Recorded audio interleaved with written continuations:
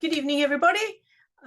Quick video for you, and we're covering 5 tips for Terfs. So if you're new in the gender critical world, or you're new in having experienced trans activism and you want to know where to go from this, you've recently been piqued, or you've been around for a while and feeling a little bit overwhelmed, here are 5 tips to get you going or to keep you grounded. Tip number 1, pick your battles. So choose your cause, pick your battle, decide what it is that affects you the most, that is most important to you. There are lots of issues and undercurrents, sub-issues that take place, and sometimes we can become overwhelmed, or they can become, it just, we get washed away with it. So pick your issue. Now, your issue or your battle, as I say, pick your battle. Your battle could be related to who you are. So it could be because you're lesbian or gay. It could be because you're a parent. It could be because you're experiencing problems in the workplace. It could be because you're unhappy in sport and leisure, and what's happening there in terms of female erasure. So in terms of picking your battle, it is really a good idea to find a cause that you will support. There are a number of causes out there. There's the LGB Alliance, the Sex Matters, Safe Schools Alliance, Women's Place UK, excellent organization, Fair Play for Women. If you're looking for somewhere that's more regional or related to where you live, there's For Women Scotland, Merched Cymru, and then you also find, for example, that there are branches of the LGB Alliance. I know that they've got associated groups abroad, and you even have them in Wales. So Merched Cymru in Wales and LGB Alliance in Wales. We're very, very lucky. Don't forget that if you're very much on the ground and get out and do things feminist, standing for women, I've got to mention at this point that there will be people that you disagree with. It's not possible for us to all have this common ground in terms of how we feel as women and what's being done to us and what's happening to ourselves and our rights without having some disagreement.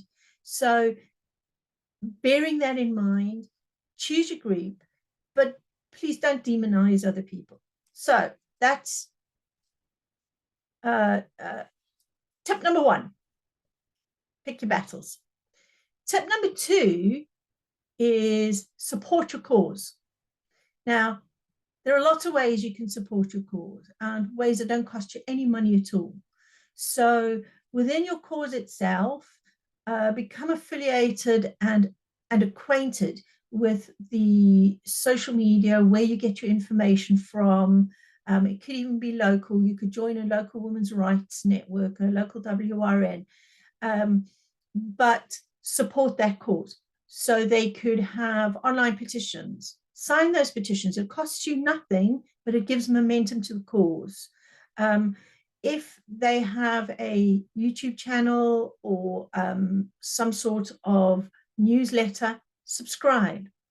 That gives the people who you're supporting bigger reach. You might not want to respond to everything that gets sent to you, but it actually makes a difference to them because they can see that they're reaching people. On YouTube, if you subscribe, you can actually turn off the notifications.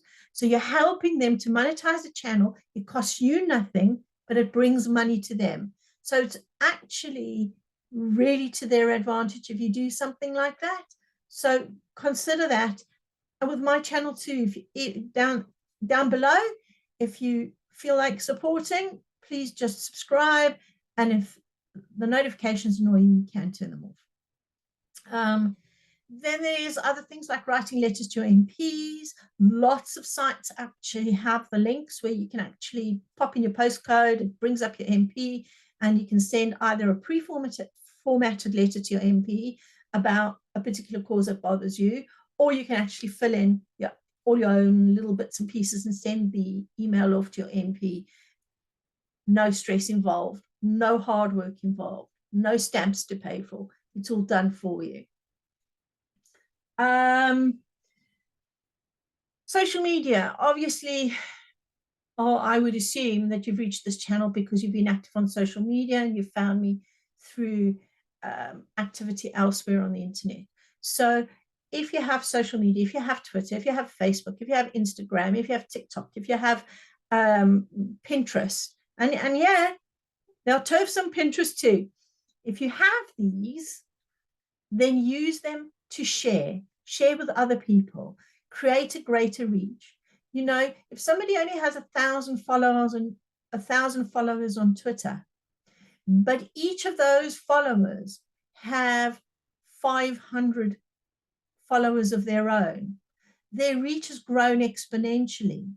And that's the way these things work, is don't think that just because you have 100 followers or 200 followers that you can't make a difference. You make a difference. Every single person who retweets or shares something or passes a comment and raises attention to something else they've seen, you contribute. It costs you nothing, but it grows the cause. Tip number 2, support your cause. Tip number 3, and this involves financial support. Now, with the current state of our economy and the cost of living, nobody can really afford to just throw money at the cause. But to keep our causes going, we need to do something. So next time you go out for a cup of coffee, if you're on your own or if you're going with a friend, maybe chip in together and buy a cup of coffee for those leaders in your cause. So if you're supporting Glenna or even Posey Parker or Kelly J. Keane, I know she gets a lot of flack, but one thing that she does do is she raises visibility about the cause. She piques people, and I'm prepared to argue that she piques people, a lot more people than the rest of us put together. So I may disagree with a lot of things that she says, but one thing that she agrees with me on is that you can cut bits off, but a man is a man. So, in all honesty, send her a cup of coffee once a month. The other thing that you can do is that you can subscribe to something that you're going to get value from. So things like newsletters. There's nothing wrong with subscribing to a regular newsletter that's going to give you value and resources and maybe even help you with your cause, particularly if you're doing things like standing up for children or the vulnerable or the elderly or other people in the community who are not as aware of what's happening to women's rights today. Right, tip number 4, spend your money ethically. So this is not just about donating and spending money and paying for newsletters. This is about spending money ethically. So there are a number of financial companies, large companies, let's say, I'm going to say financial institutions, but there are a number of companies, both retail and in the service sector, that are so woke that, in fact, so many of us just keep quiet when we have to have any sort of engagement with them. And the best message you can send them is by not spending money on them. Now, there are 1 or 2 companies that we're all familiar with, and I'm not going to have to mention them because most of you will know, and you'll be able to read in blog posts on my blogs. That's for those of you who really watch them, who follow them and who read and so on and so forth. But there are 2 companies that work in the cosmetics and bath bombs area, and they have very much been captured by this whole ideology that is bringing us harm. So what I suggest you do is if you're going to buy bath bombs or bath fizzers or something special for somebody on their birthday, why don't you use an online shop, an Etsy shop? It'll cost you a little bit extra, but what you're actually doing is you're contributing to the adult human female, the AHF economy. You're helping people in the purple economy. You're you're supporting people who themselves will put money into the causes by default. I buy all my stickers and promotional material. I get people who do design work for me. They all are Terfs, because the cancel culture out there is taking work away from them. So to bring money back into our cause, I spent money on people within our cause. It's not very hard. If you're on social media, ask for referrals. Somebody will find you the people you're looking for. And as time goes by, have a look at my Purple Economy posts, so that those of us who want to are able to support each other can, and you will find the people that you need. So to add to this, I would also say, as you become more passionate about how the cause affects you and what you want to do for the cause, buy the merch. There is nothing wrong with walking through your local town or village with an adult human female t-shirt. It helps to raise the visibility. It tells people that it's not just some crazy lady with white hair standing under a tree in the park that is screaming about our rights. We're with her. We're all with them. Sex matters. Buy the t-shirts, buy the badge, lapel pins. When I go into a business meeting and I'm wearing a suit, I've got a lapel pin on, a Sex Matters and a For Women Scotland lapel pin. Trust me, there are people that do ask, and I tell them. I tell them why it's there, why I'm wearing it, and what it means. Mugs, keep prisons single sex. I have mugs and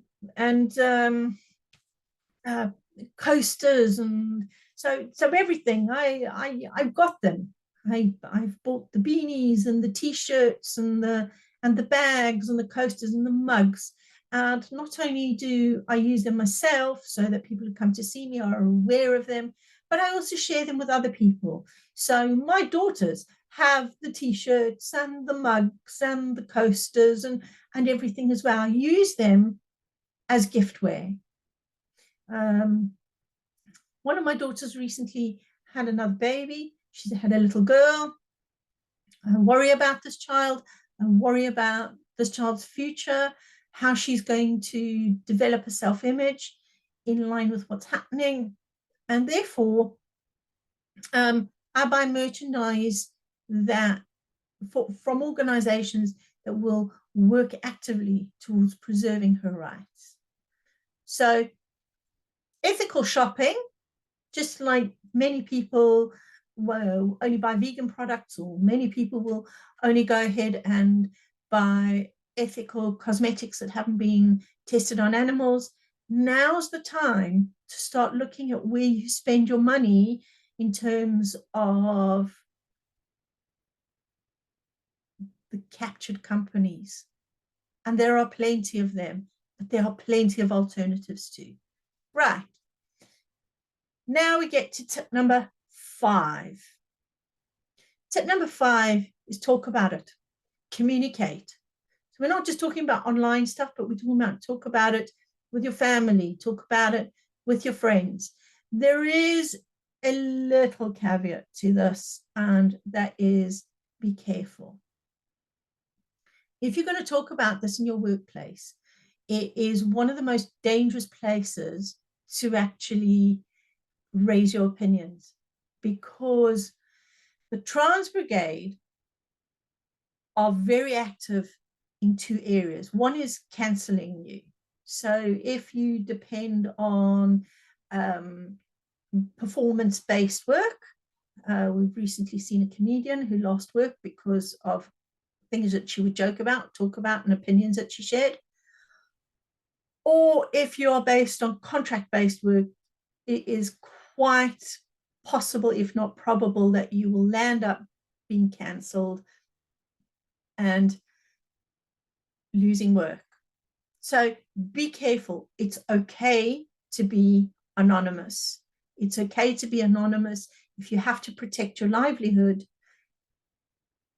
have an anonymous Twitter account, have an anonymous Facebook account, have an anonymous Instagram account.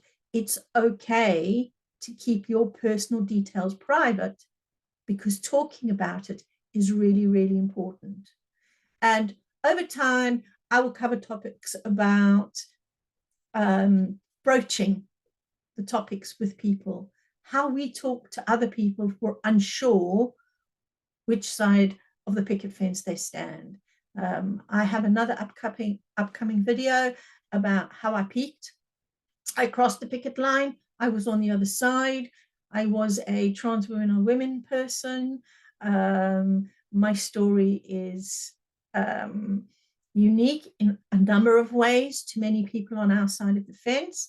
And in fact, everybody's peaking experience is different. So there are lots of unique opportunities to talk about it. The more we talk about it, the more other women become aware of how serious the situation really is. And that's something that we need to realize, is that it's serious.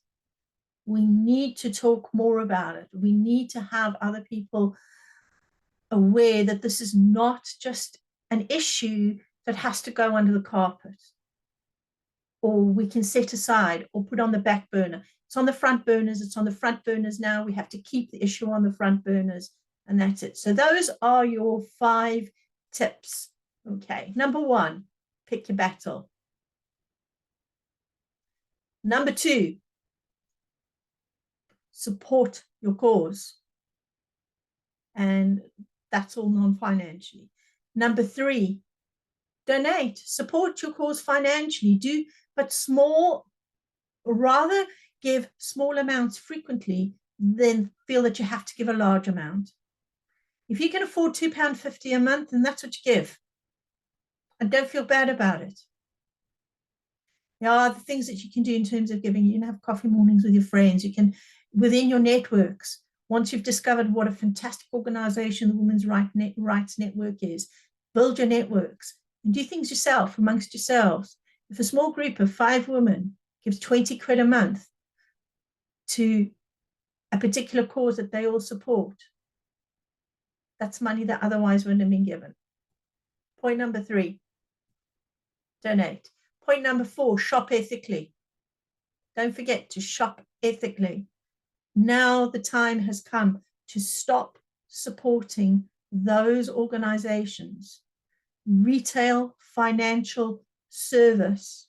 Once we start taking their money away from them, they will start to listen. It is 50% of the population versus 0.2%. We can do it, and we can do it as long as we're united.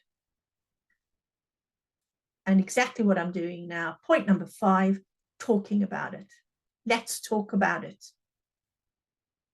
And these conversations can be difficult, but talk about it. Thank you, everybody, for listening and for watching this video. If you haven't already, please click subscribe below. You can switch off the notifications if the notifications annoy you, but it does help me to keep the channel free for everybody and help me keep going to create this content.